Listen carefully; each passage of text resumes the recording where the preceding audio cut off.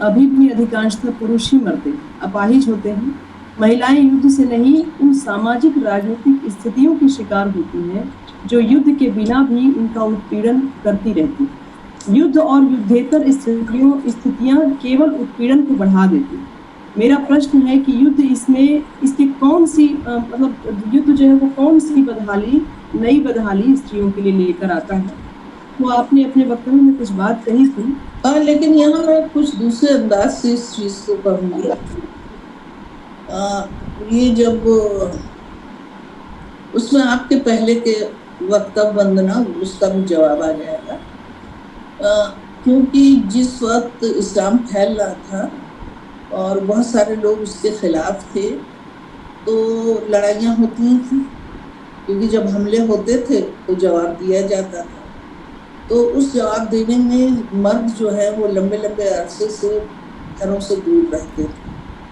तो उस वक्त ये सवाल उठा कि फौजी जो हैं वो आम औरतों को परेशान न करें। जैसे आपने कहा कि जापान में इस तरह की जो सारी चीज़ें थी, चाइना में विश्व कन्याएं थी वगैरह वगैरह, तो उसमें ये सवाल किया गया कि वक्ती तौर से आप मैरिज कर सकते हैं उन औरतों से जिन्हें ज़रूरत हो, जो विधवा हो और जो डाइवोर्सी हो, लेकिन कुंवारी और मैरिड औरतों से शादी ना कीजिए। ये शादी जो है बाकायदा शादी की तरह होगी और इसका पीरियड लिमिटेड होगा। अगर बन गई तो फिर वो आपकी पत्नी हो गई, बच्चा हो गया तो मानी बात है उसका आप पैसा दीजिए।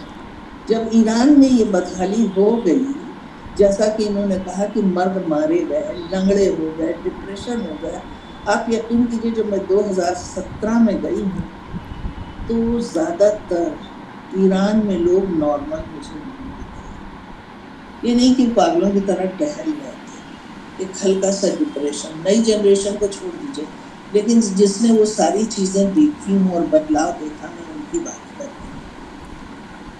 तो उस वक्त प्रेसिडेंट ने कहा था, रफसंजानी ने, और अभी इन्होंने भी कहा है, जो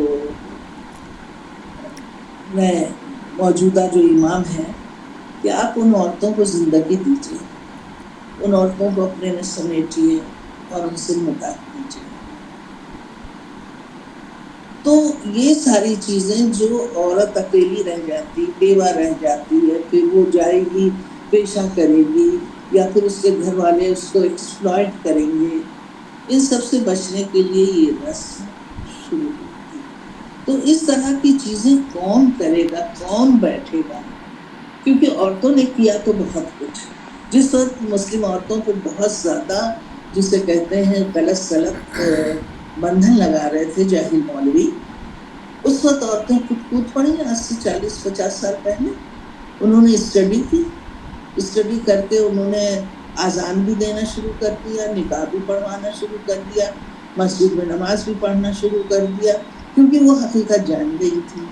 तो अगर हम औरतों को इस तरह करना है तो सबसे पहले तो हमको देखना पड़ेगा कि हम किस तरह से ह्यूमन लेवल पे एक दूसरे को मुतासिर करें। मैं राइटर्स में देख रही हूँ कि राइटर्स, हमारे बीच के राइटर्स किस तरह का रिएक्शन दे रहे हैं या पीछे किस तरह का रिएक्शन देते हैं।